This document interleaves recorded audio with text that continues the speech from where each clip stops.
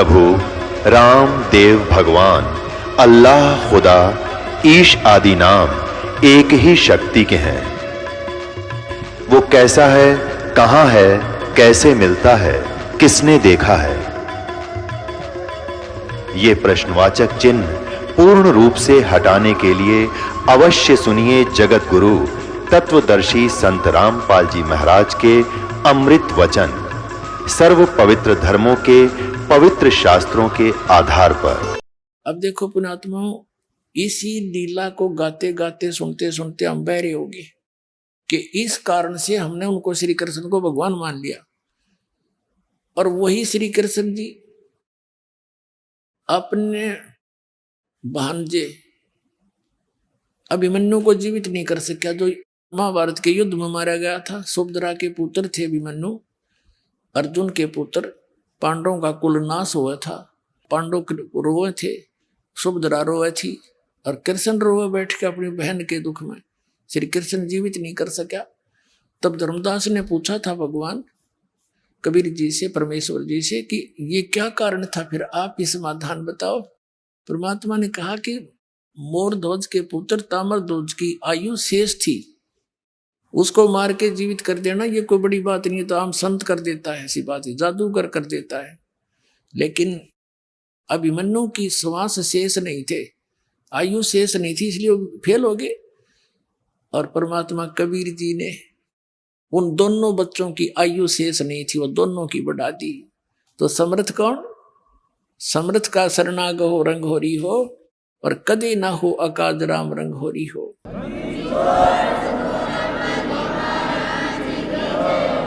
तो इस तुलनात्मक तरीके से ही हम अपने भगवान की समर्थता से परिचित होंगे। ये अमर कथा जो दास सुना रहा है, ये छुपा दी गई थी, इसको ऊपर नहीं आने दिया था। नकली आचार्य और शंकराचार्य और मंडलेश्वर ब्राह्मण गुरुओं ने ये इन कृष्ण और राम की महिमा सुना सुना कर बहरे कर दिया। जरो अमर है, सर्वेश्वर है, महेश्वर है। ये खुद कहते हैं हम नासवान है, जन्म मृत्यु होती है। इनकी कितनी दुर्गति देखो, अब कहाँ कहाँ कैसे अंत हुआ इनका। तो ज्ञान बिना हम इनको यानी 10 के रुपए के नोट को 1000 का मान रहे थे, ये समझ कर चलो।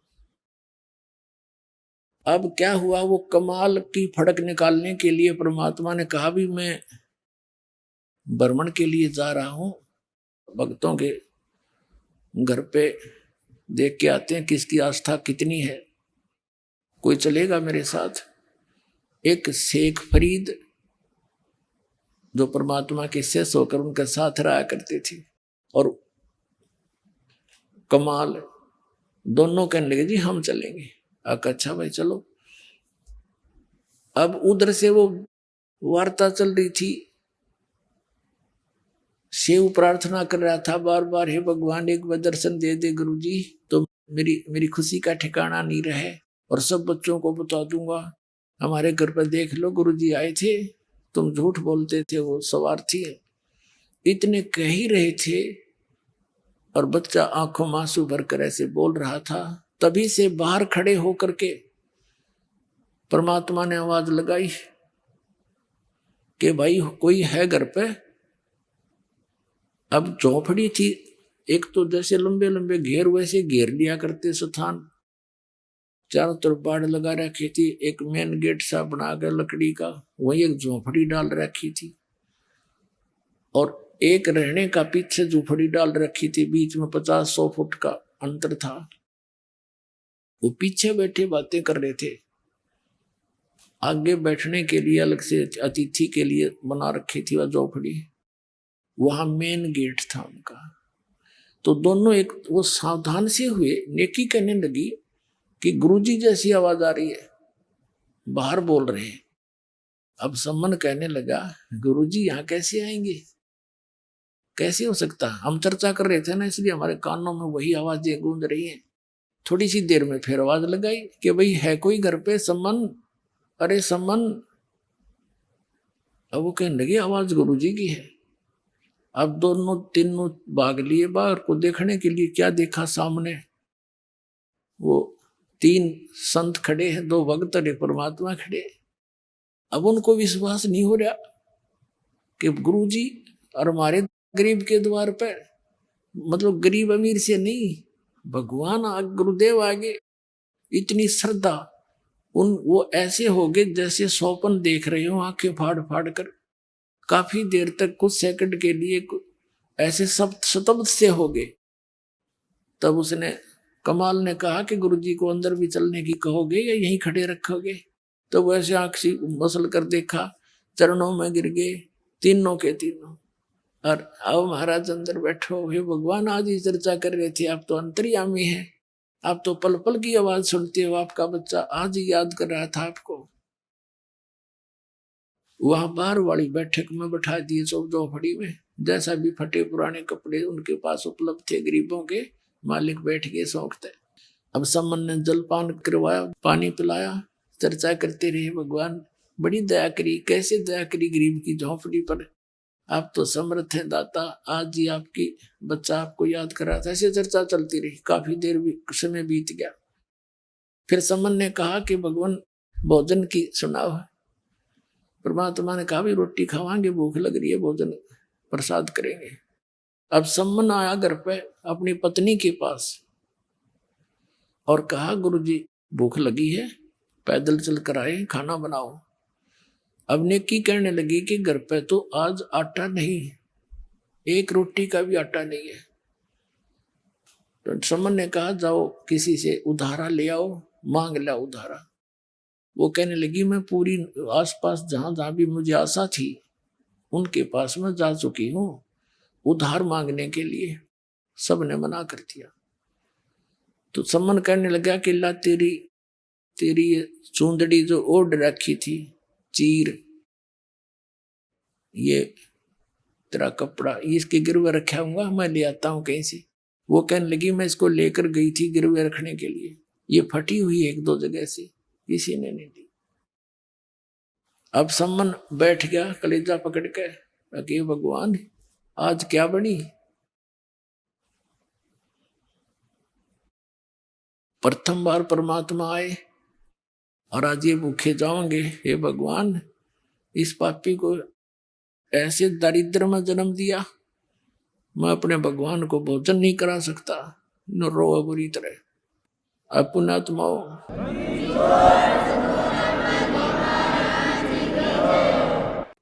नेकी ने कहा कि ऐसे नहीं, मेरी बात सुनो, आप ऐसे करो, अब तो कह दो गुरुदेव को कि भगवान सुबह भोजन करवाएंगे, ये अंतर्यामी है, सारी जान जाते हैं, संत संकेत समझते हैं, और सुबह भोजन कराएंगे। तो सम्मन कहने लगा सुबह कहां से लाएंगे? तो नेकी ने कहा कि रात ने तुम चोरी कर लाइयो।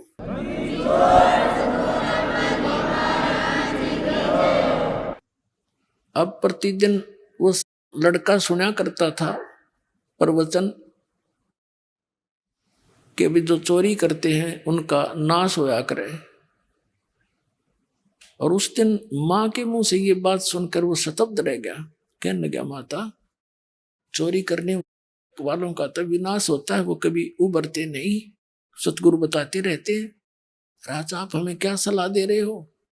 तब नेकी ने बताया बेटा ये नगरी वाले पैसे वाले घने हैं, और जहां माया घनी है उनका सिर फिर जाया करे, ये कुदरती बात है। कबीर साहब कहते हैं टोटे में भक्ति करे सोए सही सपूत, ये मायाधारी मस्करे ना जाने कितने जालिए ऊते। तो बेटा ये जो हम इनको कथा सुनाते थे कि हमारे गुरुजी ऐसे कर देते हैं, हमारे गुरुजी ऐसे कर देते हैं, तो आज मैं जिस भी घर से आटा मांगने गई ये कह करके हमारे गुरुजी आए हैं आटा दे दो उधारा, उन्होंने आटा ना दे करके व्यंग कसे मेरे पर कि आज तो तुम्हारे घर पे तुम्हारे भगवान आ रहे हैं, फिर तुमने के मांगने की जरूरत है, वो तो घर भर देंगे तुम्हारा। ये कर दिया था, वो कर दिया था, डींग मारा करती, अब क्यों मांगती फिर रही है? और बेटा हमने इस नगरी का अन्न खाया है, मांग कर अपनी मजदूरी करके समझ ले बेटा। और ये बालक हैं आग में हाथ देने जा रहे हैं। फिर एक कथा सुनाई कि एक नगरी में ऐसे पैसे वाले लोग घने हो गए, जहां जहां माया घनी है पुण्यात्माओं, भगवान से कोसों दूर कर देती है। या ये सबसे बड़ा विष है, और जिसको हम डेली खा रहे हैं। और चोरी कर कर खा रहे हैं। कहीं देख लो किसी क्षेत्र में आज कोई पीछे नहीं है। तो ये व्यस इसलिए खा रहे हैं, हमने इसका पता कोई नहीं, यो हमें मार डालेगा। अब इस ज्ञान से पता चलेगा कि इसकी तो आवश्यकता नहीं बकवादों की। भक्तों, भक्ति के लिए तो सबसे बड़ा दुश्मन है। और आपको भगवान देगा जो आवश्यकता होगी, समर्थ आपके साथ है, वो देगा जो आपके विष का काम ना करेगी। तो उसने कहा उस नगरी के लोग इतने पैसे के कारण इतना अभिमान था उनमें, साधु संतों का आदर सत्कार भी त्याग दिया था।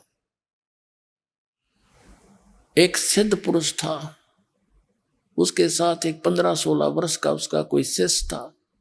उस नगर के बाहर जंगल में आके वो रुक के लड़के को कहा, बेटा जा भिक्षा मांग ले। अब वो भिक्षा मांगने गया तो उस नगरी में जिसके पास भी जावे सभी सेठ लोग थे। वो मजाक करते हैं कि तुम मस्टंडे हमारे यहाँ पल्लेदारी कर ले, मांगते फिरते हो, करके नहीं खाया जाता। किसी ने कुछ नहीं दिया, लड़का वापस आ गया और सारी कथा गुरुदेव को बता दी। अब गुरुदेव ने कहा, बेटा कल फिर जा तू एक बार। वो अगले दिन फिर गया, सबने वही जवाब दिया। लेकिन वो वापस आ रहा था, तब एक कुम्हारी ने देखा। कुम्हारी थी, गरीब सी कुम्हार, उसका पति मर चुका था, 3-4 बच्चे थे उसके लड़के। उसका भारवाही मकान था, गांव से काफी दूर, थोड़े से फैसले पे होता था। तो उसने देखा कि बालक काल भी भूखा गया। उसको पता था कि ये लोग कुछ नहीं देंगे इनको, ये किसी का आदर करना नहीं जानते, इनका सिर घूम रहा है। उसने एक माँ की दृष्टिकोण से देखा कि मेरा बालक होता और 2 दिन भूखा सोता, कैसे जीवन व्यतीत करता। तो उसने कहा, महाराज आप कल भी आए थे, खाली गए, आज भी खाली जा रहे हो? कहा, माई खाली जा रहा हूं। उसने कहा कि मैं कुम्हारी हूं और ये कुछ आटा ले जा। रोटी बना रखी थी उसने, आटा को तो आटा दूं, रोटी को तो रोटी दूं, और ये ले जाओ और आपके गुरुजी को बता दियो कि कुम्हारी के घर से प्राप्त है। क्योंकि कई ऐसे संत होते थे जो छोटी जाति वालों का नहीं खाते थे, तो कहीं मेरे को और बद्दुआ ना दे दे, बेटा बता देना महाराज। रखा, अच्छा माई। वो ले गया भोजन, अपने गुरुजी से बता दिया।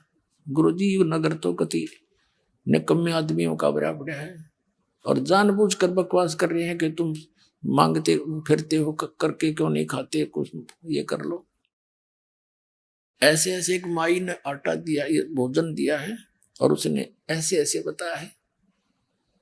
वो साधु कहने लगा, बेटा तू खा ले, मैं तो खाऊंगी, बाकी ऐसे कर। उस माई ने कह दे कि आज शाम तक अपने सामान ने बटोर के सारे यहाँ से निकल जा और किसी को बतावा नहीं। और उस लड़की को बता देना कि आज रात ने यो नगर नहीं रहेगा। और साधु संतों की उनसे वो परिचित थी। भगत ने जाकर बता दिया कि माई ऐसे ऐसे गुरुजी का आदेश, सर मेरे गुरुजी जो कह देते हो सच्ची होया करे, तू निकल जाए यहाँ से। और ये कहा, चाह तू रात में बस चली जाएगी ना, और तुझे शाम हो जा, वहीं रुक जाना, वहीं बस जाएगी। तो वहां से चलकर वो चल पड़ी, अपने गधे पर सारा सामान लाद कर चली गई। 8-10 किलोमीटर जाकर रात होगी, वहीं रुकेगी। उधर से रात्रि में ऐसा भूकंप का व्यवस्था हुई, पूरा नगर नाश हो गया, कोई नहीं बचा उसमें एक जीव भी, सारा मर गए, समाप्त हुए। और वो लड़की जहां बैठी थी, आसपास के लोगों को पता चला, वहां पहुंचे, उसने सारी कहानी बताई। ऐसे ऐसे साधु संतों के साथ इन्होंने बदतमीजी की थी और मुझे ये कह दिया था तू चली जा।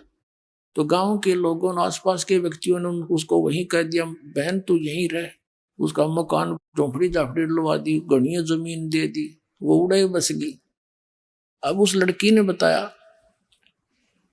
वो गांव बना हुआ बताते हैं उसके नाम से। अब वो नेकी बता रही है कि बेटा इन गेला नो बढ़ेगी, ये परमात्मा तो कुछ कह को नहीं, ये तो चले जाएंगे भूखे पैसे, लेकिन यू काल फिर इनको, ये बच्चे सारे भगवान के हैं और काल को दाव लग जाएगा, नुक्ता मिल जाएगा इनका नाश करने का। अपने आत्मा जैसे प्रधानमंत्री का कोई निकम्मा डले मार दे। प्रधानमंत्री कुछ ना कहे उनको, लेकिन पुलिस वाले उसकी बांह पकड़ के रिसा समारेंगे, याद रखेगा। तो इसी प्रकार कबीर साहब तो ये हमारे भगवान हैं, ये तो नहीं दुख देंगे, लेकिन काल फिर उनको बख्शा नहीं, क्योंकि इस डर से कि इस मालिक को इन्होंने ऐसे कैसे कह दिया, तो इसलिए ये सब खत्म हो जाएंगे बेटा। एक नियम है यहाँ का, अब तुम देख लो। लेकिन उस चोरी किए हुए धन को हम दान करेंगे, हम छुएंगे नहीं बेटा। इस नगरी को बसाना चाहते हो तो मांग लो, तो फिर मानेंगे वह। अच्छा माता जी, गुरु जी से बोल दिया महाराज सुबह भोजन करावाएंगे। अच्छा बेटा बस कोई बात ना, सुबह खा लेंगे, तब भूख सी भी ना रही। अब कहने का भाव ये है कि दोनों पिता पुत्र चोरी करने चल पड़े। एक सेठ का जाकर वो उसमें सुराख कर लिया, अंदर घुसने का पाड़ ला लिया, सेंध ला दी उसमें। अब लड़का कहने लगा पिताजी आप बाहर खड़े रहो, मैं जाऊंगा अंदर, और मैं पकड़ा भी गया तो लोग मुझे बालक करके छोड़ देंगे, आप पकड़े गए तो इस सेठ का यहाँ के नवाब तक नाता है, आपको बहुत भयंकर सजा दिला देगा। सम्मन बोला बेटा अरे तू तेरे को ये सजा दे दी तो मैं कैसे जीऊंगा ना, मैं जाऊंगा, मैं तो मर जाऊंगा, पर तुम मैं आटा फेंक दूंगा तो लेकर भाग जाना। तो सेव नहीं मानना ना पिताजी, मैं मेरे रहते तुम कैसे जाओगे। ऐसे कहते कहते अंदर घुस गया। सम्मन ने कहा बेटा थोड़ा सा लेना, 3 शेर, इससे ज्यादा नहीं। अब लड़के ने अपनी फटी पुरानी चादर में आटा अंदाजा सा डाल लिया, 3 शेर, और बांध के गांठ चालन लग गया। बढ़िया जाग गया, वहीं सोया था। अब वो निकलने लग गया, उस सुराख के अंदर से पीछे तो पैर पकड़ के घसीट लिया, और इतने वो लड़का उस आटे को फेंक गया बाहर को। अब सेठ जी ने देखा, अरे तुम भगत को आओ और चोरी करो, देख पाटेगी ना बोल तुम्हारी। तब उसने कहा लाला जी जोर तक क्यों बोल रहे हैं, 3 शेर आटा लिया हमने, हमारे गुरुजी आ रहे थे, हमारे को किसी ने मांगा दिया नहीं, तेरा उधारा दे देंगे। अच्छा वो गुरुजी चोरी कराते हैं, और तेरे की पता चला इसकी लड़का वो चोरी कराने आते हैं। अब उस सेऊ ने सोची देख अब यह और बात बिगड़ेगी, गुरुजी को भी सजा दिवाओगे तो बड़े नकम्मे आदमी भाई। उधर से फिर सम्मन लेकर आटे को गया। नेकी ने पूछा पुत्र कहाँ है, उसने बताया कि वो तो लाला जी ने पकड़ लिया और बांध दिया खंभ के। अब नेकी ने क्या सोचा कि देख कैसा जुल्म होगा गुरुजी के साथ, लोग लड़के ने पहचानेंगे कि सम्मन का लड़का है, और फिर यहाँ आएंगे न्यो कहेंगे ये इनके गुरुजी चोरी कराते हैं। तो वो क्या कहने लगी कि तू वापस जा और ये चक्कू ले जा, लंबा सा करद थी इतनी लंबी हो रही है वर्क्स काटने की। नो बोली जाकर लड़के का सिर काट लिया। एक बात बाहर करने के बहाने बाहर गर्दन निकलवा लिए और सिर काट लिए। फिर सेठ इस बालक ने घर नहीं रखा, घर पे छान मना होगा किसी का, किसका है ये सब। और लाला जी घर रखे को ना कि मर्डर का केस लगेगा उस पर, तो ऐसे कर दे। वो लेकर कर्द वापस चला। उधर से उस लड़के के मन में यह प्रेरणा कि तो जुल्म होगा, कल गुरुजी को तो सजा दिलाएंगे निकम्मे, और इस कारण से हम बच सकते हैं। तब सम्मन आया और कहा सेऊ बेटा एक जरूरी बात है, तेरे कान में बताऊंगा, गर्दन बाहर निकाल ले एक बार लाला जी से प्रार्थना करके। अब सेऊ ने कहा लाला जी बाहर मेरा पिता खड़ा है, कोई जरूरी काम बताओ है, और मुझे एक बार बात कर लेने दे। सेठ बोला तू भाग जाएगा, अगर नहीं कसम मुझे मेरे रस्सा ढीला कर दे पैर बांध के, और फिर भाजूंगा नहीं, सिर्फ बात करूंगा। सेठ जी ने सोचा ले कर लेने दे बात, ढीला रस्सा कर दिया। तो सेऊ ने बाहर सिर निकाला। अब पिताजी था हाथ पाछे का पीछे रह गया, छुपा रखी थी वह छुरी, करद छुपा रखी थी काटने की, नहीं हाथ उठा आगे को। कुछ देर के लिए सतब्द सा हो गया। तब सेव ने कहा कि पिताजी मेरी गर्दन काट ले, और लाला जी तो गलत बोल रहा है, गुरु जी के साथ आपत्ति कर देगा। अब सम्मन को यहां तक कह दिया कि अगर तू मेरा बाप है ना तो मेरी गर्दन काट ले, नहीं तू मेरा बाप नहीं है। इतना कहते उस सम्मन में भी जोश आ गया।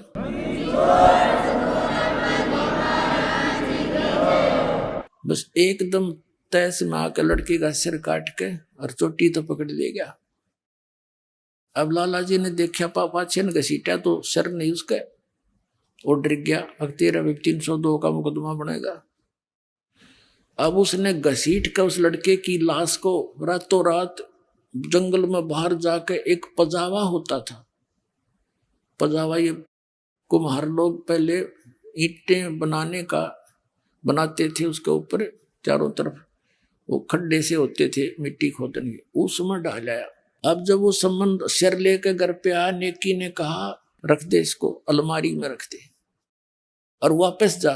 नेकी बोली वापस जा, लाला जी उस लाश को घर नहीं रखेगा, वो किधर बाहर घेर का होगा। और उसकी घसीट देखकर, उसकी लकीर देखकर, लाइन देखकर जाना तो चिन्ह के साथ साथ उसने जाकर देखा, सचमुच लाला जी तो घसीट कर ले जा रहा था।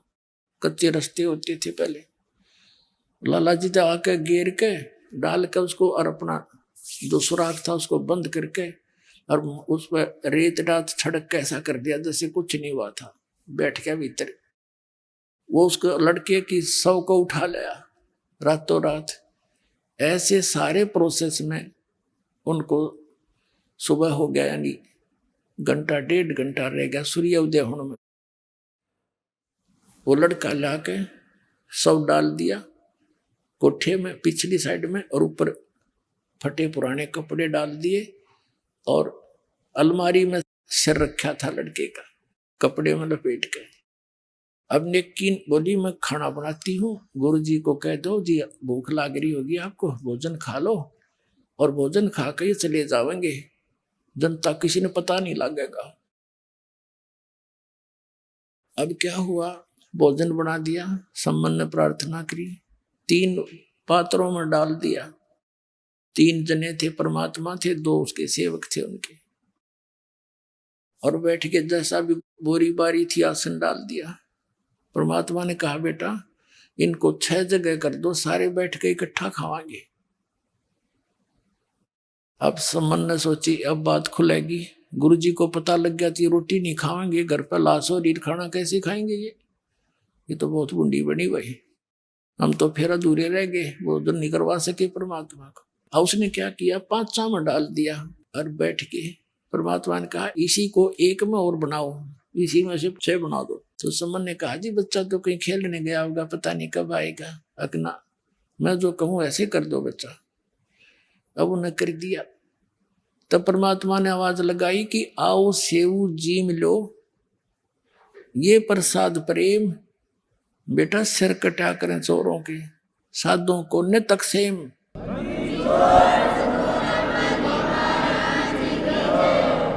सेऊ दड़ पे शीश चढ़ा और बैठा पंगत माही, नहीं निशानी गर्दन के वो सेवक नाही। माता पिता ने कुर्ता टाटा के देखे गमीज का गला कि वो ये लड़का है। अंदर जाके देखा वहां वो रक्त पड़ा था, बोरी खाली पड़ी थी, वहां सब नहीं था, और लड़के के निशान भी नहीं, और अपना हाथों काट रखा। कहते नहीं गिराया गर्दन पे यो ओ सेवक नाही। बोलो सतगुरुदेव।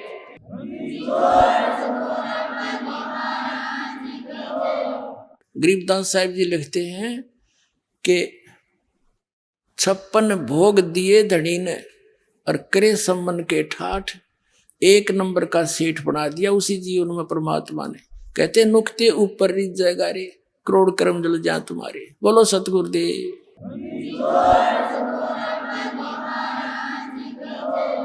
अब सम्मन के मन में ऐसी चोट लगी कि हे भगवान जब मेरे धन होता मैंने पुत्र नहीं काटना पड़ता, हे भगवान मेरे पास धन होता मैंने बेटा नहीं काटना पड़ता।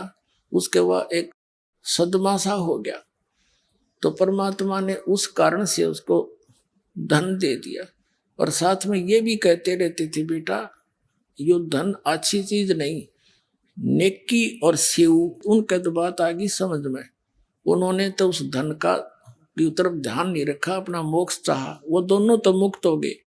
अब सम्मन के रहेगी कसरवा, अगले जन्म में फिर वो 9 शेरवा का बादशाह बनाया, राजा बना अगले जन्म में। उससे अगले जन्म में फिर अब्राहिम सुल्तान अदम बलख बुखारे का राजा बना। फिर जाके परमात्मा ने फिर वह हंस पकड़ा, अरे नकम्मे मैं कितना ज्ञान दिया करता, तो फिर वहीं का वहीं रह गया। तो पुण्यात्माओं, इन सारी कथाओं को, ये कोई डूम बाट के गीत नहीं, ये परमात्मा के चरित्र हैं। इनको सुनने से भी पुण्य होता है, इनके अनुसार आचरण करने से लाभ होगा। अब हम आते हैं उस प्रसंग पे।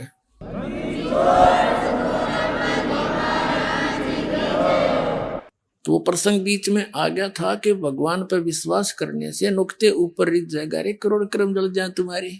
इस जन्म में आपने सारा सुख भी देगा और मोक्ष भी देगा, पर इस माया के ऊपर आसक्त ना हो जाना, नया लेकर डूब जाएगी आपको। इसलिए कबीर साहब कहते हैं, माया दासी संत की ओ भई दे आशीष, बिलसी और लातों छड़ी सुमर सुमर जगदीश। इसको अपना प्रयोग करें ढंग से। अब क्या बताते हैं, धर्म राय दरबार में दई कबीर तलाक, मेरे भूले चुके हंस को तू पकड़िए मत कजाक। कजाक ए निकम्मी आत्मा, ए निकम्मे, जैसे ने कहा ना बड़ा अफसर छोटे को, और खबरदार देते ने ऐसा कर दिया, तो कहता है जी सर, तक नहीं जी ऐसा नहीं करूंगा। तो धर्मराज को, यहाँ के चीफ जस्टिस को, इस ब्रह्मांड के चीफ जस्टिस को कबीर परमात्मा ऐसे डांट लगा रहे हैं। और वो क्या कह रहा है, बोले पुरुष कबीर से धर्म राय कर जोड़े, तुमरे हंस को पकड़ो नहीं मुझे दुआ ही लाख करोड़े। आपके हंस ने नहीं पकड़ो दाता। फिर क्या बताता है कि जिन्होंने आपकी शरण में आने से पहले जो पाप इकट्ठे कर रखे हैं, ये परमात्मा उनके आधार से तो मैंने उनको दंडित करना पड़ेगा, मेरा विधान है। तब परमात्मा ने कहा था, कर्म भरम ब्रह्मांड के मैं पल में करहूंडे से, जिन हमारी दो ही दई सो करो हमारे पेसे। मेरे हंस का तू लेखा जोखा मत कर देना, उनके जो पहले किए हुए पाप हैं 1 मिनट में मैं सब नाश कर दूंगा, खत्म कर दूंगा, कैंसिल कर दूंगा। कहते हैं, जब ही सतनाम हृदय धरो भयो पाप को नाश, जैसे चिंगारी अग्नि की वही पड़े पुराने घास। लाखों टन घास पड़ा सूखा, एक माचिस की सीख जला कर लगा दो, सारे को फूक कर राख बना देगी, चलेगी आंधी तूफान, साफ हो जाएगा, समाप्त हो जाएंगे। तो परमात्मा कहते हैं, मेरे हंस के जो पहले के कर्म हैं तेरे अकाउंट से मैं खत्म कर दूंगा। क्या बताते हैं, शिव मंडल ब्रह्मापुरी चाहे विष्णु लोक में हो, हमरे गुण भूले नहीं तो आण छुटाऊं तो। अपना आत्माओं, आप धीरे धीरे समझ जाओगे। अभी तो बच्चे हो, कोई पहली कक्षा का है, कोई दूसरी कक्षा का, किसी ने आज प्रवेश ही पाया है। और जो पुराने हो गए उनके तो हृदय में दास जो वचन बोलता है सारी 100% सत्य सिद्ध होते हैं, स्वीकार्य होते हैं, आपको भी हो जाएंगे। यो ज्ञान आज तक आपने सुना है को नहीं है, पूरे विश्व में ज्ञान नहीं। अब क्या है, ये है वो प्राइम टाइम मोक्ष का और भक्ति यथार्थ कराने का। परमात्मा के बच्चों से परमात्मा ने अब भक्ति करानी है। पूरे विश्व के प्राणी जो मनुष्य शरीर धारण करते रहेंगे उनको ये सतनाम मिलता रहेगा, और इसी से मोक्ष होना था। ये अभी तक छुपा रखा था। ये सतनाम आज तक इस दास के अतिरिक्त या उन महापुरुषों के अतिरिक्त जिन्होंने सीधे भगवान मिले थे उनको दिया था सतनाम, जाप भी दिया था, सार नाम भी बताया था, लेकिन उनको आगे देने को मना कर दिया था, किसी को जिक्र भी नहीं करना। धर्मदास मेरी लाख दुहाई, ये सार शब्द की दबार ना जाई, सार शब्द बार जो पढ़ी या बिचली पीढ़ी हंसनी तरही। ये बिचली पीढ़ी आ गई, प्रथम पीढ़ी थी जो परमात्मा आए थे 600 वर्ष पहले, और ये बिचली पीढ़ी अब हजारों वर्ष चलेगा ये सतमार्ग, और पूरे विश्व में सतयुग जैसा माहौल बनेगा इस माया की दौड़ से वापस हटेंगे, प्यार से रहा करेंगे, सबको पता चल जाएगा हम कहाँ बैठे हैं और क्या इकट्ठा कर रहे हैं। जब भगवान को खोजते किस लिए हैं कि वो हमें सुख दे, हमें निर्धन को धनी करे, तो फिर ये भगवान मिल गया क्यों ना करेगा, वो गुण उसके अंदर विद्यमान है। तो फिर हमें विश्वास होगा, रोज सुख होंगे तो विश्वास भी होगा। सुख जब होंगे जब हम दृढ़ रहेंगे, भगवान को छोड़कर अन्य किसी की उपासना नहीं करेंगे, नियमित रहेंगे, सारे सुख आपको डेली दिया करेगा, न्यारे न्यारे पल पल पर आपको दिखाएगा ये मैंने सुख दिया है, ये मेरा किया हुआ काम है, तुम्हारा यहाँ पृथ्वी पर नहीं हो सकता था। तो फिर क्या होगा? तो ये वो समय है, और इस समय में आपको वो तीनों टाइप का कंप्लीट कोर्स मिल गया। प्रथम मंत्र, फिर वो सतनाम 2 अक्षर का, फिर सार शब्द, वो सार नाम बाद में दिया जाएगा आपको जब आप योग्य हो जाओगे। अब तो दास इसलिए थोड़ा सा समय अधिक ले रहा है इस सार नाम के देने में कि कुछ ऐसा ना हो जाए कि एक आधा दुष्ट व्यक्ति इस प्रारंभ में 1-2 यहाँ से छोड़ गया, तीनों नाम ले गया, और फिर वो कहीं आप ना देने लग जाए, कोई अधिकारी तो है ही नहीं। इसलिए थोड़ा सा डिले कर रखा था कि इनको पूरा विश्वास हो जाए, धीरे धीरे 2-3-4 वर्ष के बाद देता हूँ। आने वाले समय में जब पूरे विश्व में एक रस हो जाएंगे, अब जैसे 4 महीने के बाद सतनाम दिया जाता है, और फिर 1 वर्ष के बाद आपको सार नाम दे दिया करेंगे, और पहले भी समय रख दिया जाएगा।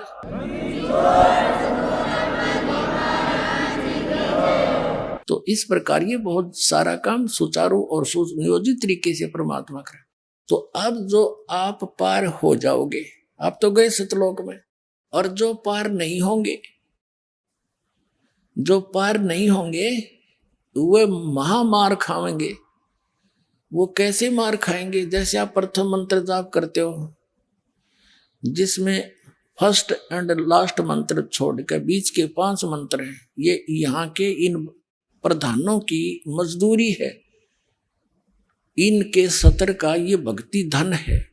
तो इस जैसे गणेश जी का मंत्र आपको दिया जाता है, विष्णु जी का लक्ष्मी जी वाला मंत्र दिया जाता है, और इस सावित्री ब्रह्मा जी वाला, और शिव और पार्वती वाला, दुर्गा वाला, ये मंत्र आपको दिए जाते हैं। इनके कुछ अंश तो आपको यहीं पर यहाँ मिलते रहेंगे, देंगे यही, लेकिन देंगे आपके इस भक्ति के धन के प्रतिफल में।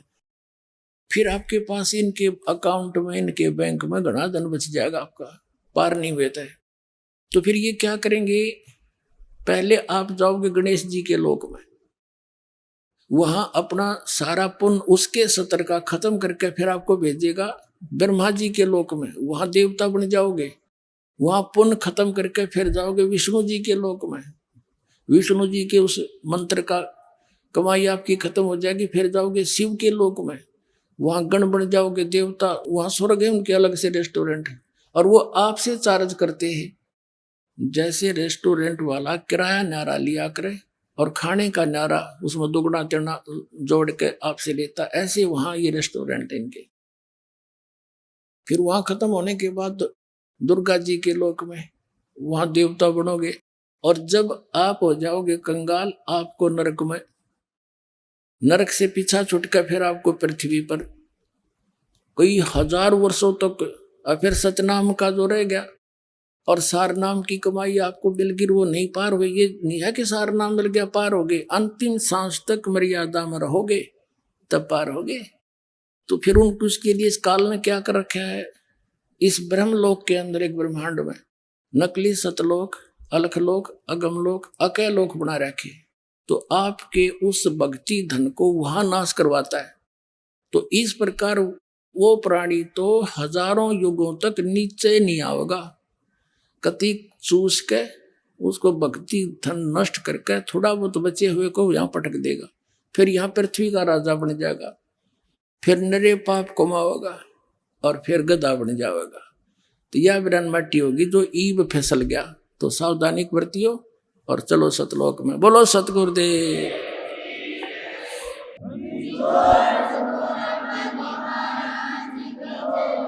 अब कबीर साहब कहते हैं कि शिव मंडल ब्रह्मापुरी चाहे विष्णु लोक में हो, हमरे गुण भूले नहीं तो आन छुटाऊं तो।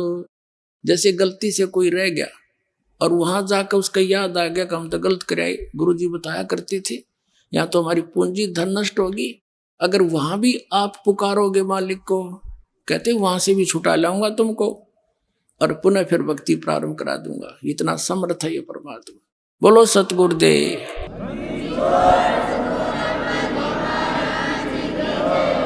अब आज के जो सत्संग का निष्कर्ष ये है पुण्यात्माओं, समर्थ का शरणाग हो रंग होरी हो, कदे न हो एकाज राम रंग होरी हो।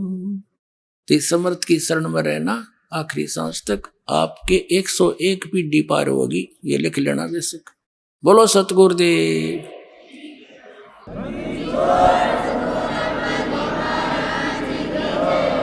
परम पिता परमात्मा पूर्ण ब्रह्म सारी सृष्टि के रचनहार सत्य पुरुष कबीर परमेश्वर जी की असीम रजा से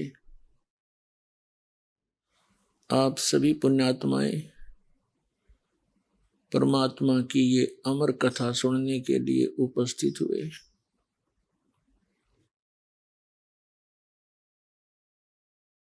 पुण्यात्माओं,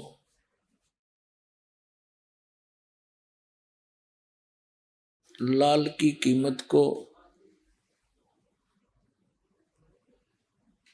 पारखी ही जान सकता है, जोरी ही जानता है। लाल को स्वयं पता नहीं होता उस कितनी कीमत का है। आप उन परमात्मा के उन लालों में से हैं जिनके विषय में बताया है कि लख बर सूरा जूझ ही, लख बर सावत दे, लख बर यति जिहान में, तब कहीं सतगुरु शरणा ले। युगों युगों के आप इतने पुण्यकर्मी प्राणी हैं, न जाने कितनी बार ऐसे महान कर्म किए हैं आपने, जनता के अंदर आप बहुत गणे प्रसिद्ध हुए, क्योंकि जो नेक आत्माएं होती हैं वही शुभ कर्म किया करते हैं, परमार्थ में शीश दिया करते हैं। लखबर सूरा जूझ ही, सूरवीर व्यक्ति वो इतना पुण्यकर्मी प्राणी होता है, पिछले पुण्यों के आधार से ही प्राणी अपने प्रत्येक धर्म कर्म पर दृढ़ रह सकता है। जो सूरवीर व्यक्ति होता है वो अधर्म करता नहीं, अधर्म सहन भी नहीं करता, और अत्याचार अन्याय के विरुद्ध वो अपना शरीर भी न्योछावर कर देता है संघर्ष करते करते। तो वो पुण्यकर्मी प्राणी ही ऐसे कर्म किया करते हैं। लखबर सूरा जूझ ही, सूरवीर व्यक्ति युद्ध के अंदर बैक नहीं हुआ करता, लेकिन वो युद्ध बकवादों में नहीं करता। सिर के ऊपर से पानी चला जाता है तब ही वो कोई ऐसा स्टेप उठाया करता है।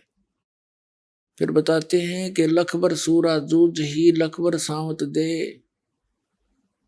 अब तो शायद पृथ्वी पर शायद ही कोई व्यक्ति हो, क्योंकि कलयुग का ये बहुत खराब समय चल रहा है, इसमें ऐसे व्यक्तियों का जन्म शायद ही हो।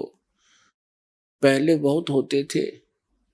जिस व्यक्ति के दोनों हाथ घुटनों से नीचे तक लंबे हों या एक हाथ हो, उनको सावत बोला करते थे। वो बहुत पुण्यकर्मी प्राणी होते हैं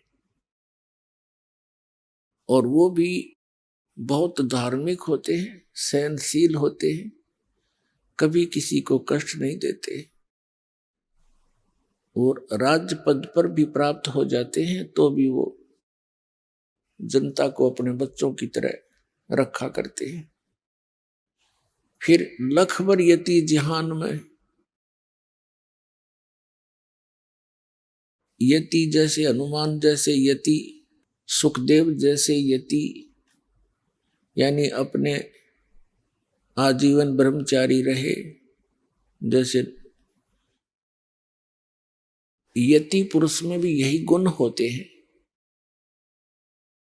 जैसे हनुमान जी थे, यति पुरुष थे, उनके अंदर स्वार्थ नहीं होता, परमार्थ में ही वो अपना सब जीवन व्यतीत करते हैं। श्री रामचंद्र जी का उसका कोई रिश्तेदारी नहीं थी। उन्होंने देखा भी एक आदमी जंगल में है, इसकी पत्नी ठाली, नालायक ने किसने ठाई, पहले तो उसकी खोज करी, फिर उसकी देही तोड़ी और बगैर किसी स्वार्थ के उनके साथ रहे। तो यहां बताते हैं कि लखबर सूरा जूझ ही, लखबर सावत दे, लखबर यति जहान में। ऐसा परमार्थी व्यक्ति लाखों बार रहा हो तब सतगुरु शरणा ले। आप उन पुण्य कर्मी प्राणियों में से हैं कि परमात्मा ने आपको शरण में ले लिया। अब आप क्या हो गए उसकी भी बताते हैं। गोरख से ज्ञानी घने, सुखदेव यति जहान, सीता सी बहु भारिया, संत दूर अस्थान। अब परमात्मा की शरण में आने से आपकी कितनी वैल्यू होगी। कहते हैं गोरखनाथ जी सिद्ध पुरुष थे और उसने इस काल की साधना करके इतनी सिद्धि प्राप्त कर ली थी। एक बार उसने एक पहाड़ी को अपने वचन से सोना बना दिया था, पत्थर को, और भी कई ऐसी जंतर मंत्र करके बहुत बड़े प्रसिद्ध हो गए थे। तो परमात्मा मिलते हैं अच्छी आत्माओं को, जैसा कि आपको बहुत बार बताया है वेदों में। ऋग्वेद मंडल नंबर 9 सूक्त 86 के मंत्र 26 और 27 में, ऋग्वेद मंडल नंबर 9 सूक्त 82 मंत्र 1, 2, 3 में, और भी अनेकों स्थानों पर ये परमात्मा की लीला में लिखा है कि वो ऐसे लीला करता है। सतलोक में रहता है, ऊपर तेजों में, सतलोक पर, वो तेजों में जो सतलोक है वो भी सौ प्रकाशित है, जैसे हीरे और मणि अपने आप प्रकाशित होते हैं। वो एक भूमि है, एक पृथ्वी है सतलोक, और वहां परमात्मा रहता है एक बहुत बड़े गुम्बज में, बहुत बड़े, और सिंहासन पर विराजमान है, मनुष्य सदृश है, सिर पर मुकुट है, ऊपर सफेद छत्र है दाता का। वो कबीर परमात्मा जिसको सतपुरुष भी कहते हैं, सतपुरुष, अमर पुरुष और परम अक्षर पुरुष, परम अक्षर ब्रह्म, ये तो इनकी पदवी के नाम है, और उनका वास्तविक नाम, शरीर का नाम कबीर है, कबीर देव, कबीर साहब। जैसे अपने देश के प्रधानमंत्री जी का शरीर का नाम अन्य होता है, प्रधानमंत्री, प्राइम मिनिस्टर, ये उनकी पोस्ट के नाम। तो वहां ऐसे रहता है और वहां से चलकर आता है, गति करके आते हैं, अच्छी आत्माओं को मिलते हैं और उनको फिर अपनी यथार्थ जानकारी देते हैं, जहां से हम आए थे वह वापस जाने की, इस गंदे लोक से जन्म मृत्यु के रोग को कटवाने की वो जानकारी स्वयं देते हैं। तो वो परमात्मा ऐसे ही अच्छी आत्माओं को मिलते हैं। गोरखनाथ जी को मिले। गोरखनाथ जी पहले तो गोष्ठी कह रहा था, मैं ज्ञान चर्चा करेंगे। जब परमात्मा ने उसको ज्ञान चर्चा के लिए जब शुरुआत की, तो परमेश्वर ने अपनी जानकारी देनी चाहिए कि मैं परम अक्षर ब्रह्म हूं और मैं अविनाशी हूं। या गोरखनाथ के गले नहीं उतरी। तब गोरखनाथ जी ने कई और अटपट किया, परमात्मा ने उसको हर प्रकार से फेल करके फिर अपनी शरण में लिया। तब गोरखनाथ जी ने परमात्मा की शरण ली थी, कबीर परमेश्वर की, और परमात्मा से ज्ञान प्राप्त करके इस ज्ञान के आधार से, और परमात्मा ने उसको सतनाम दिया था, सार नाम नहीं दिया, क्योंकि वो तो अंतर्यामी है। वो जानते हैं कि कौन बिगाड़ कर सकता है कौन नहीं। जैसे आदरणीय धर्मदास साहिब जी को ये कंप्लीट मंत्र दिए थे, सार नाम भी, सतनाम भी और प्रथम मंत्र भी। आदरणीय नानक साहिब जी को, आदरणीय मुल्कदास साहिब जी को, आदरणीय दादू साहिब जी को, आदरणीय गरीबदास साहिब जी गांव छुरानी जिला झज्जर वाले को, आदरणीय गीसा दास जी साहिब गांव खेकड़ा जिला मेरठ उत्तर प्रदेश वाले को, इनको तो कंप्लीट कोर्स दिया था, लेकिन इनको सख्त हिदायत दे दी थी कि तुमने आगे किसी को सतनाम भी नहीं देना है और ना ही सार नाम की झलक किसी को बतानी नहीं, क्योंकि आने वाली जो समय हमारा सही है, निर्धारित समय, ये निर्धारित समय है बिजली पीढ़ी का।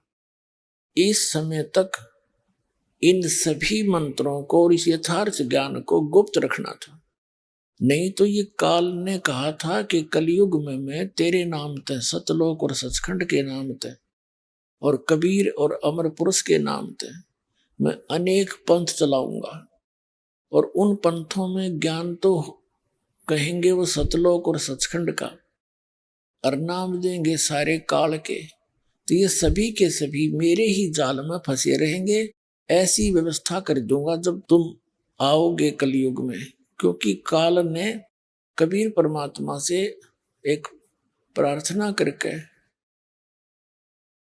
वचन प्राप्त किया था कि 3 युगों में, सतयुग त्रेता द्वापर में, जीव कम ले जाना परमात्मा। और परमात्मा को भी मालूम था कि जब तक ये जीव घना दुखी नहीं हो लेगा तब तक ये भगवान नहीं ढंग से बच सकता। और सतयुग त्रेता द्वापर तक कुंकर्मी प्राणी आते हैं, उनको विशेष दुख नहीं होता, ना शारीरिक कष्ट होते हैं, ना किसी चीज का विशेष अभाव होता है। तो फिर वो जो भी साधना कर रहे होते हैं उनको मिलता है पिछले संस्कार प्रारब्ध से सब सुविधाएं, सब सुख, पुत्र पुत्री, सब सुविधा हो जाती है। तो वो ये सोचते रहते हैं कि हम जो पूजाएं कर रहे हैं इन्हीं से हमें लाभ हो रहा है। तो परमात्मा ने जानबूझकर उसको दे दिया था, बालक है, ये मांग क्या सकता है। 3 युग में जीव थोड़े ले जाना, मालिक को मालूम था कि ये ना करें भक्ति मेरे आड़ी 3 युग में, और कलयुग में ये महादुखी हो जाएंगे। और जो साधना ये कर रहे होंगे इन नकली संतों द्वारा बताई हुई, उससे इनको लाभ होना है नहीं, और पिछले पुण्य इनके हैं ही नहीं, होंगे ही नहीं। कलयुग में तो इतने अमकति सतयुग त्रेता द्वापर से अपने पुण्यों को नाश करते करते यहां तक पहुंचते।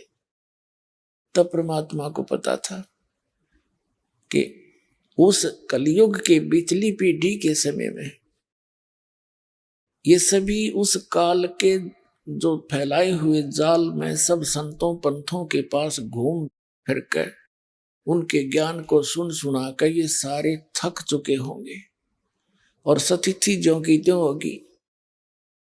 जैसे ये जय गुरुदेव पंथ का प्रवर्तक श्री तुलसीदास जी थे, ये मेरे ख्याल में 70 साल तक सत्संग कर गए, 70 से भी ज्यादा कर गए होंगे। और जब से सत्संग करने लगा, जब से न्यू करने लग गए थे, हम तो छोटे छोटे ही थे जब सुना लिखा पढ़ा करते, जय गुरुदेव सतयुग आओगा, जय गुरुदेव सतयुग लाओगा। वो सतयुग तो है ना, घोर कलयुग ला गए वह, और आप भी चले गए ब्रान माटी करवा के। अपने आत्मा ना उनकी साधना ठीक, ना उनका ज्ञान कोई भगवान वाला, ना उन्होंने कोई सदग्रंथाधार मान्या। अपनी लोक वेद सुनी सुनाई उस शिवदयाल की दंत कथा से लाखों करोड़ों जीव काल के मुंह में डाल दिए। अब जो दास बताना चाहता उस प्रसंग पर आते हैं कि अब ये जितने भी काल के पंथ थे, काल ने कहा था 12 पंथ करूं मैं साजा, नाम तुम्हारा ले करूं आवाजा। जब परमात्मा ने यस कर दी कि ठीक है 3 युगों में जीव ले जाऊंगा थोड़े, और चौथे युग में, कलयुग में जब आओगा, तब मैं अपने हंसों को ले जाऊंगा। तब उसने ये एक प्रार्थना और करी थी इस काल भगवान ने। आइए अब हम उन श्रद्धालुओं के अनुभव जानते हैं जो जगत गुरु तत्वदर्शी संत रामपाल जी महाराज जी से दीक्षा प्राप्त कर चुके हैं तथा उनके द्वारा बताए गए भक्ति मार्ग पर चल रहे हैं। नमस्कार सर। नमस्कार सर। सर क्या नाम है आपका? सर मेरा नाम नेत्र प्रसाद है। नेत्र प्रसाद जी, आप कहाँ से हैं? सर मैं जिला बागेश्वर उत्तराखंड कुमाऊं का रहने वाला हूं सर। नेत्र प्रसाद जी, संत रामपाल जी महाराज से नाम दीक्षा आपने कब ली? सर मैंने नाम दीक्षा 2017 में ली सर। सर क्या क्या भक्ति साधनाएं की हैं आपने अभी तक? सर ऐसे देवी देवता का पूजा करते थे उत्तराखंड में होने के कारण, और कहीं ये जैसे राम जी, हनुमान जी, कृष्ण जी, मैं ज़्यादा शिव जी को ही अपना इष्ट मान करके शिव जी का भक्ति करता था। मैं ज़्यादा से मैं मंदिरों में जाता था सर। यहाँ बागेश्वर आता रात के 2 बजे उठ के नहा धो करके, वहाँ से 24 किलोमीटर करीब करीब हमारा यह बागेश्वर है, बागनाथ धाम है। वहाँ मैं अपना घर से खिचड़ी और पूजा के सामान, अन्य दिया बाती लेकर के मैं बागेश्वर धाम आता था सर। और रास्ते में मैं बाथरूम भी नहीं करता था सर, वो मेरी साधना खराब हो जाएगी करके। और पानी भी नहीं पीता था सर, मैं चाय पानी कुछ नहीं पीता था मैं, जब तक मैं बागनाथ को अपने हाथ से दिया बाती करके, तब मैं वो चाय पानी, अपना खाना पीना भोजन तब करता था सर। तब भी मुझे कोई लाभ नहीं हुआ। मैं कई मंदिरों में, बड़े बड़े मंदिरों में गया, बड़े बड़े मंदिरों में प्रार्थना करता था सर। और मेरे जो बीमारी हैं, जो मेरे नशा है, भगवान इसको दूर कर दे और तेरे मंदिर में बड़े बड़े घंटी चढ़ाऊँगा, मगर किसी देवी देवताओं ने मेरा कोई सुख नहीं दिया सर। सर आप देवभूमि उत्तराखंड से हैं, आप सभी देवी देवताओं की पूजा करते थे, विशेष शिव जी को ज्यादा मानते थे, तो फिर संत रामपाल जी महाराज जी की शरण में जाने का क्या कारण बना? सर नंबर 1 मेरे गले में टॉन्सिल थे सर, और पाँव में किल बोलते हैं ना, किल, चल नहीं पाता था सर मैं। और दूसरा हार्ट का प्रॉब्लम था, सांस मेरे रुक जाते थे, बरोबर सांस नहीं ले पाता था, और तड़फन होती थी। मरने के लिए आत्मा ऐसा सोचती थी कि यार मैं ज़रा 1 मिनट 2 मिनट भी और सांस रुक जाते हैं तो मैं मर जाता, ऐसा एहसास होता था सर।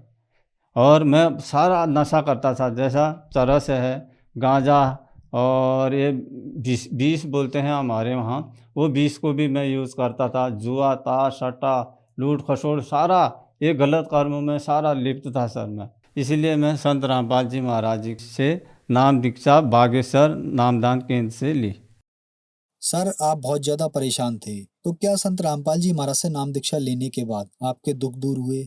हाँ जी, बहुत दुख दूर हुए। सर्वप्रथम मेरे गले में टॉन्सिल जब ये फूल जाते थे तो मैं खाना पीना भी नहीं खा पाता था, और अगर पानी भी अगर मैं घूंट मार के अगर अंदर को डालना चाहता था तो बैक नाक से मेरे बाहर आ जाता था सर। 4-5 साल से लगातार वो फूलने के कारण से, सूजने के कारण से मेरे दोनों तरफ का गले का मांस सड़ गल करके मवाज के रूप से सर बाहर आता था, और मेरे को एहसास होता था कि अंदर से मैं जो है मेरी बदबू भी आ रही है, और बदबू भी आती थी सर। डॉक्टर ये कहते थे कि भाई ऑपरेशन करा लो और आगे को अपना एक्सरा करा करके कब तक ये अपना दर्द की दवा खा खा करके ऐसे झेलेगा, और अपना आगे को जा और अस्पतालों में, बड़े अस्पतालों में अपना जो है इलाज कर बोलते थे सर। और आर्थिक स्थिति ख़राब होने के कारण से मैंने गले का टॉन्सिल का ऑपरेशन करने के लिए मेरे पास पैसे नहीं होते थे, नहीं हो पाया सर। तो संत रामपाल जी महाराज जी से नाम दीक्षा लेकर मेरा गले का टॉन्सिल, मैंने 1 रुपये का भी दवा नहीं खाया, ना ऑपरेशन किया। संत रामपाल जी महाराज जी के आशीर्वाद से, उनकी सद्भक्ति से, और मैं पूर्ण रूप से मेरा गले का ये सारा टॉन्सिल ठीक हो गए। दूसरा बीमारी मेरा ऐसा था, मेरे पाँव में लोहे के जैसे किले बोलते हैं ना, लोहे के जैसे 3 एक पाँव में, 3 एक पाँव में सर, वो बढ़ते जाते थे, वो चप्पल में भी टकरते थे। वो मैं कितना अस्पताल में गया, वो डॉक्टर बोलते थे भाई यहाँ तो कुछ हो नहीं पाएगा, छोटी मोटे अस्पताल हैं, इसके लिए ऑपरेशन के लिए तुम बड़े अस्पतालों में चले जाओ। सर मेरी आर्थिक स्थिति ख़राब होने के कारण से मैंने वो इलाज अपना पाँव का नहीं कर पाया सर। मैं अपने मांस को ब्लेड से काट काट के फेंकता था सर, और उसमें जलन, इतना जलन जाके आग से जला हुआ, इतना पाँव मेरा हर समय जलन में रहता था सर। और आज संत रामपाल जी महाराज जी से जब मैंने नाम दीक्षा ली और उनके आशीर्वाद से मेरे वो पाँव का रोग भी सारा दूर हो गया सर। मेरा जो है ये हार्ट का प्रॉब्लम भी था सर। डॉक्टर लोग बोलते थे सर तुम आगे चेकअप करा लो, यहाँ उतना सुविधा हमारे पास नहीं है, आप बड़े अस्पताल में चले जाओ। सर मेरे आर्थिक स्थिति ख़राब होने के कारण और मैं जो है ये हार्ट का भी और ये अपना चेकअप नहीं कर पाता था, और मैं बहुत ही परेशान, 1 सेकंड 2 सेकंड भी अगर वो सांस अगर मेरे और रुक जाते और मैं सोचने वाला ठहरा कि हाँ मेरे अब मौत हो जाएगी। जब से मैंने संत रामपाल जी महाराज जी से नाम दीक्षा लिया उस दिन से मेरा यह हार्ट का वो सांस का भी रोग ठीक हो गया सर। सर जैसे कि आपने बताया कि आपने संत रामपाल जी महाराज से नाम दीक्षा केंद्र बागेश्वर उत्तराखंड से नाम दीक्षा ली, और नाम दीक्षा लेने के बाद आपका नशा छूट गया। आप बहुत अत्यधिक मात्रा में नशा करते थे जिससे आपको बहुत सारी बीमारियां हो गईं। सर आप देवभूमि से हैं। उत्तराखंड को देवों की भूमि कहा गया है। यहाँ पे श्री केदारनाथ धाम, श्री बद्रीनाथ धाम है और भी देवी देवताओं की यहाँ पूजा होती है। सर सवाल ये है कि इन सब जगह से आप ठीक नहीं हुए और आपने संत रामपाल जी महाराज से नाम दीक्षा ली और आप ठीक हो गए, तो सर संत रामपाल जी महाराज जी के पास ऐसा क्या है जो यहाँ आपको नहीं मिला? सर उनके पास जो 4 वेद 6 शास्त्र 18 पुराण के माध्यम से वो अपना सत्य भक्ति और सत्य ज्ञान देते, और अपना उनके पास ऐसे मंत्र हैं जिन मंत्रों से सारे जो ये बीमारियां हैं और व्यसन है, शराब पीना, गांजा, भांग, किसी प्रकार का भी भूत प्रेत साया किसी प्रकार का भी उनके आशीर्वाद से उनके मंत्र ऐसे मंत्र देते हैं जिस मंत्र से सारा कुछ दूर हो जाते हैं। पहले लाभ इसलिए नहीं हो रहा था, हम मनमानी आचरण करते थे और हमने गुरु नहीं बनाए थे। गुरु नहीं बनाने के कारण से इसलिए हमारी जो भक्ति थी वो सही ढंग से हमको लाभ नहीं हो पा रहा था। आज सद्गुरु की को धारण करने से, सद्गुरु धारण करने से और जो भी कष्ट, जो भी शरीर में परेशानी है, बीमारी है, नशा है, उनकी कृपा से, उनके मंत्र से और सारा कुछ दूर हो जाता है सर। सर जैसे कि आपने बताया कि आपने गुरु नहीं बना रखे थे, फिर आपने संत रामपाल जी महाराज से नाम दीक्षा ली, उनको अपना गुरु बनाया और आप ठीक हो गए। तो सर गुरु तो और भी हैं, लेकिन संत रामपाल जी महाराज से ही लोग क्यों ठीक होते हैं? सर देखो आज सारा भारत देश में कई पंथ खुले हैं और यहाँ गांव घर में अन्य पंडित लोग हैं। ये जो है अपना मनमुखी आचरण करके मनमुखी साधना हमको देते थे और इनके साधना से हमको कोई लाभ नहीं हो रहा था। संत रामपाल जी महाराज 4 वेद 6 शास्त्र 18 पुराणों के माध्यम से हमको सद्भक्ति देते हैं और उनके दिए हुए मंत्रों से तब हमको लाभ होता है सर। सर जो दर्शक आज आपको टीवी पर देख रहे हैं और वो भी संत रामपाल जी महाराज से नाम दीक्षा लेना चाहते हैं तो कैसे ले सकते हैं? सर विभिन्न चैनलों में संत रामपाल जी महाराज जी के सत्संग आते हैं और नीचे से पट्टी चलती है, उसमें नंबर आश्रमों का होता है। सर वो नंबर डायल करके आप जो है अपना संत रामपाल जी महाराज जी से नाम दीक्षा ले करके अपना जीवन सफल बना सकते हैं। धन्यवाद सर। सच्चा है।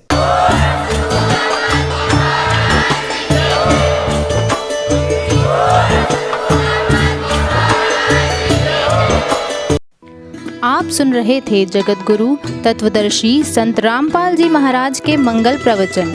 अधिक जानकारी के लिए संपर्क करें।